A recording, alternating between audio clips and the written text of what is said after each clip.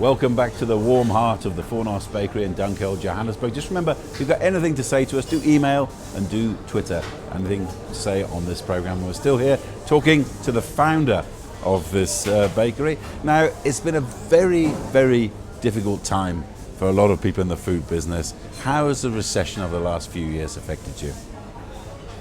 I think business could be better, but I think on the whole, we always have a saying, my partners and I, and I'd just like to correct you, I'm not the only founder, there's three of us. We always have a saying, and the saying has always been, when times are tough, people eat bread. When times are good, people eat cake. We sell both, so it's good. For us, it's not bad. In the last year, which you say has been a recession, we've actually seen an increase in sales. We've seen a decrease in sales per head, but we've seen an increase in the amount of people that walk through our stores. So we have seen an increase of up to 10%. 10% at a Yes. time when a lot of people are Yes. seeing a fall in their sales. Yes. Why do you think it is? I think it's got a lot to do with the fact that we try and produce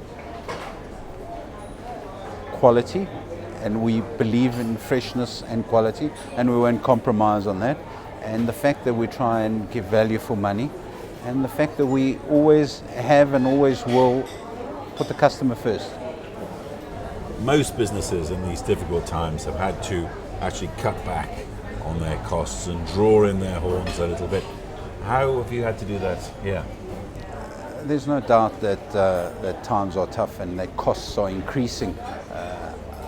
We have found that even though our sales have gone up, our costs have increased, so our bottom line has shrunk. So what we have noticed is that utilities are rising, obviously, labor costs are rising, rentals are rising, everything is rising. So yes, we've had to try and see where we can cut costs in every aspect. And where are you looking to try and cut costs as we speak now? The only way that we can possibly cut costs is by having smaller stores. So by growing our business and by having slightly smaller stores, and by being able to supply the stores with not a finished product, but an almost finished product from a factory source, from a distribution center. Also by buying in bulk, that would help, and this is what we're looking at the moment. Yeah, I understand that you're looking at creating a self-standing bakery at the moment. Not a bakery as such, more of a factory where we can, instead of producing pastry in each shop, we could produce pastry in one place, and then we could distribute it to all the stores. That way, what we would do is we would not need the capex in the stores of having to have a mixer and a pastry sheeter. We would rather have that in factory. We would cut down on our costs. We would also cut down on the space that one would need, and also on the labor that one would need in the stores. Have you got an idea of what percentage you could save you this investment? We've been doing the exercise over the last few years now. We're looking at a cost saving in utility, we're looking at a cost saving in labor. Can't give you an exact percentage, but we're looking at a substantial cost saving. And obviously a cost saving in gross profit as well. Now, you were telling me before this interview that there is substantial family involvement in this. Now, family can be very good, you can always trust your own blood, but there can also be a lot of problems in a family business. How has it affected you? We are not really a family per se, but we are quite close. I have a couple of older partners, and I see a couple of them as my mentors. We're not family, we're not blood related, but we would see ourselves as family, if you like. I think to work with family would be very, very difficult, and I would prefer not to work with family. Did you say that you yourself with the other founders, you're very close? Yes. Which is a great thing, you can trust each other, but there must be some difficulties and some sort of rivalries at times. There always is rivalry when you have different personalities, especially the personalities that we have in our business. But I think in the end, you find a niche and you work towards whatever your strengths are, and this is what's happened to us. We work to whoever's strengths are whatever they are, and we work together as a team. Now, an old entrepreneur told me once that he actually feared success more than he feared failure, because sometimes it can affect the people you're working with, the entrepreneurs. It can get to people's heads. Have you ever had that kind of problem, Fornos? It's true what you say.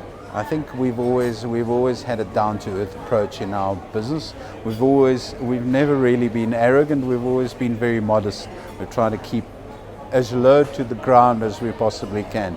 So yes, I understand what you're saying, but I don't think we've had that problem. And also, I mean, yourself. I mean, I come in here. I've seen you working here many times. You're a man who's hands-on. Your fellow founders, are they also of the like-minded? There is one of our partners that is not involved in the business. Was the initial financier of the business. He's not involved in the business, but the other two are active partners in the business. We are hands-on in the business. Yes. And now this business. One thing a lot of businesses like yourself complain about, they have problems getting finance out of the banks sometimes. Have you suffered in that direction at all? We are lucky to the point that we've always had a good relationship with our banks and our banking institutions. We don't believe in owing money. So because we don't believe in owing money, everybody seems to want to give you money. So we seem to be very fortunate in that regard. But in terms of obstacles, there's two we must mention here. One is electricity, the other one is rent. I know you've struggled against both.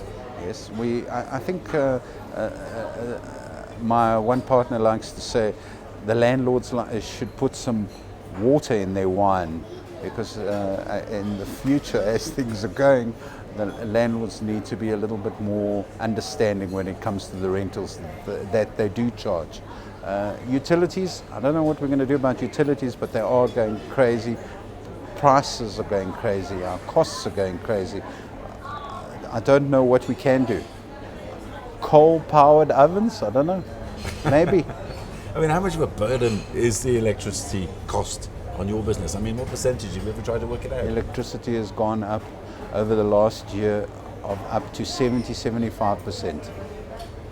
And that must be a hell of a blow in the pocket for you. It's going up. Yes, it's become a big cost, big overhead. Where it used to be relatively cheap, it's become an extreme overhead. So that's all the nasty stuff. Thinking about the future, you're looking to expand across the continent, which is quite ambitious. You're a business that's largely concentrated in Johannesburg, one small part, but now you're going to go further afield. How difficult do you think that could be? I think it's going to be very difficult, and I think if we have the right partners, and this is what we're looking at the moment, we don't think that we could go and open up stores in a country like Nigeria without a proper partner, a strategic partner, a partner that has experience, that has the network in that country. That's what we're looking for, and that's what we would like to get involved with someone like that. And what is your plan? I mean, what's the time scale for it? What are you looking at? Next year we're hoping to be setting up a distribution center, and we're hoping to be setting up a factory and expanding within our own framework in our own country at the moment. We'd say 3 to 4 stores a year for the next 2 years, and after that 10 stores a year easily. That's a massive expansion. Are you not concerned? I mean, you did say that in some ways you kind of got your fingers burnt here, trying to get more stores and grow too quickly. It's a big commitment to try to grow that fast in the continent. The only way we could do that is if we had a proper distribution center and a proper factory that we could control growth easier. How much appetite do you think there is for your kind of bread and your kind of service in the continent? Have you had much interaction with people from the rest of the continent? Yes, we have. There have been a few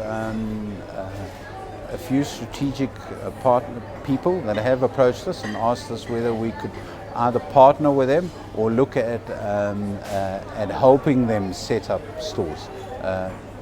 Most of the English-speaking countries on the continent.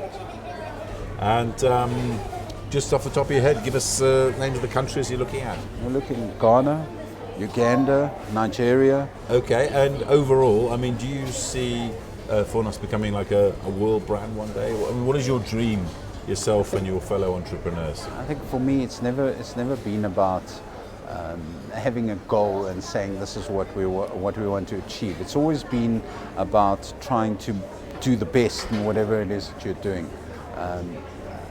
I think there's a possibility. There's a definite possibility. I would, within a few 5 to 10 years' time, like to see maybe a store in New York, maybe a store in London. Why not?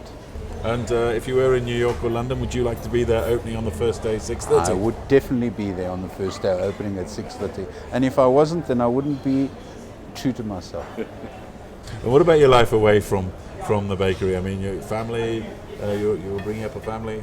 Yes, I have 2 teenage sons and a lovely wife, and I like to spend a little bit of time away from the store when I can, and enjoy my boat.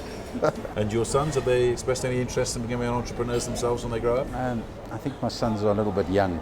I haven't given them any choice in the matter, and kind of given them the choice to decide themselves what they want to do.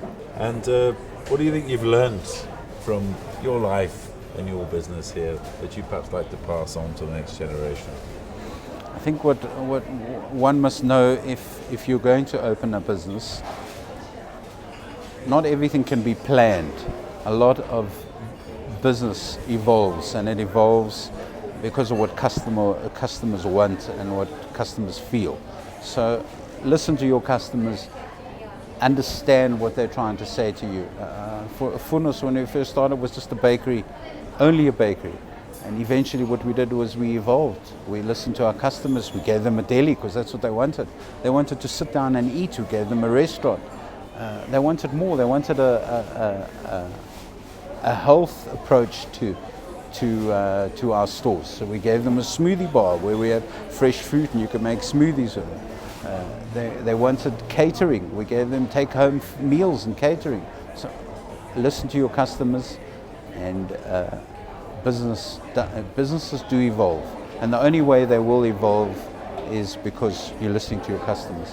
Last but not least, any entrepreneurs you admire, look up to, inspire you? I think Richard Branson inspires me. He's an amazing man, and there are a few individuals in South Africa that inspire me as well. Mr. Sad, he's brilliant. The way he's built that pharmaceutical business up. The Bacchus brothers are great. Okay, well hopefully they'll all come and have a cup of coffee. And they do, they come here often. Thank you very much for your time and your insights. I'm afraid that's all we got time for this week. From the Fournos Bakery in Johannesburg, and from me, Chris Bishop, it's goodbye.